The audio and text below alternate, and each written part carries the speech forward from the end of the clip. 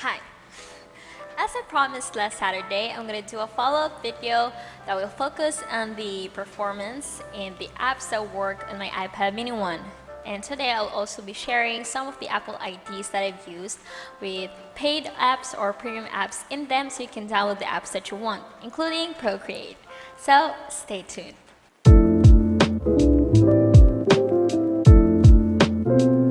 So what else can we do to help customers find even more uses for iPad, to use it in places they never imagined, in manners they never have before? The iPad mini 1 was released in 2012, so it is no longer supported with updates.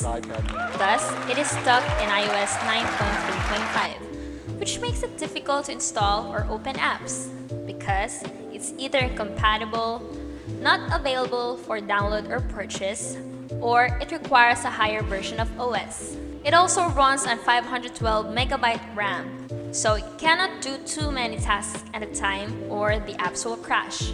So definitely the device will show its age in terms of performance and speed. So the iPad mini 1 boasts a 5 megapixel rear camera and a 1.2 megapixel front camera. The camera is not superior to the recent or latest smartphone and iPads, of course, because it's been released 8 years ago, but it's not that too much of an inferior either. How to download apps in iOS 9.3.5. As I've said earlier, the iOS version is kind of outdated compared to the latest iOS 14.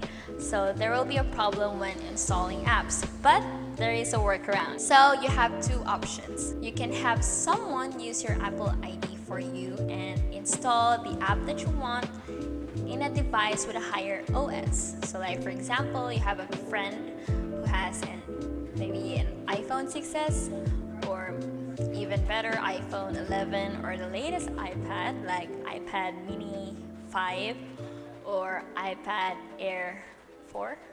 Was it 4? And you can just ask them to install the app that you want using your Apple ID so that it will appear on the purchase tab. After they install the app, you can use your Apple ID on your mini 1 device and go to the purchase tab and or the second option will be you can use other people's Apple ID that has a lot of purchased or premium paid apps in them and use it to install the apps.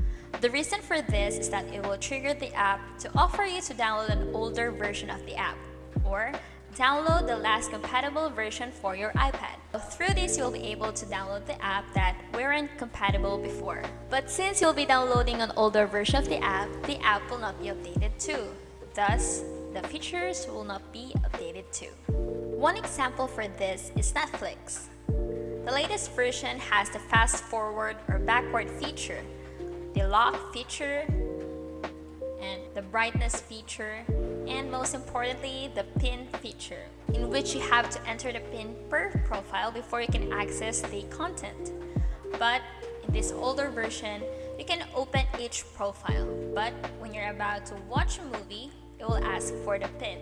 There will be a little inconveniences and little adjustments, but you'll be fine. iPad Tour.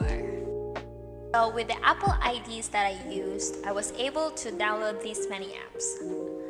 So every time I use an Apple ID, I just download anything that seems interesting or I think will be useful in the future because, again, downloading apps is kind of a hassle because of that incompatibility issues.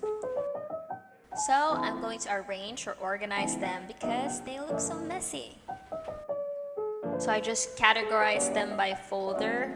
Fortunately, the OS sometimes accurately categorize the apps, so that saves time. So first, the Apple apps. Most are useful, but I don't really use them, so I just put them in one folder. Second, I'm planning to not bring my laptop anymore to school, but I still want to be able to create documents if I ever needed to. And number 3, one of the reasons why I bought the iPad mini 1 because I want to use Procreate, but I'm just not sure if I can download it because it's paid. So yeah, I have Procreate. I'll put the Apple IDs account and their passwords in the description box below, but I won't tell you which one has the Procreate. So enjoy. So I only used PixArt, Fuji, and R9 Films here. I still have to explore the other apps, but I just installed them just in case.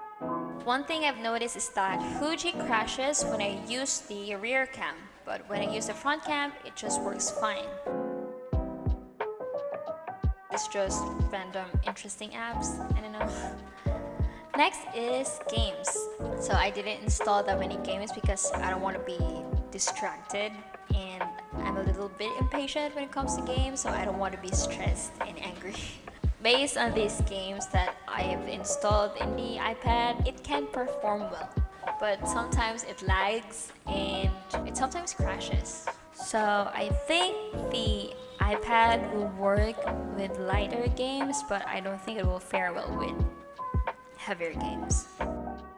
Next is utilities, some useful apps that I've saved. Next is my notes. These are some apps that I use to take notes, make lists, and stuff. Unfortunately, Notion won't open. It's just sad.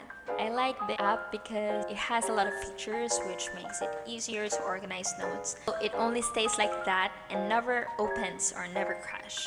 Next, Netflix and YouTube works well, but YouTube crashes when I set the resolution to 1080p. So basically I just can watch videos with 720p.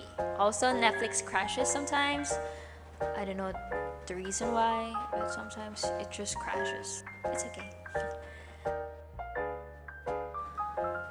And lastly, reading books here is a delight.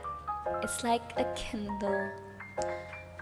Although I prefer reading physical books, it's also enjoyable to read books on the go.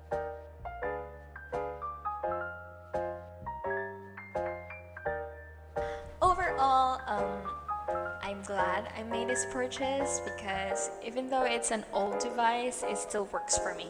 So I think it just depends on what you're trying to work it with. You don't mind some adjustments or little inconveniences, mini one is fine.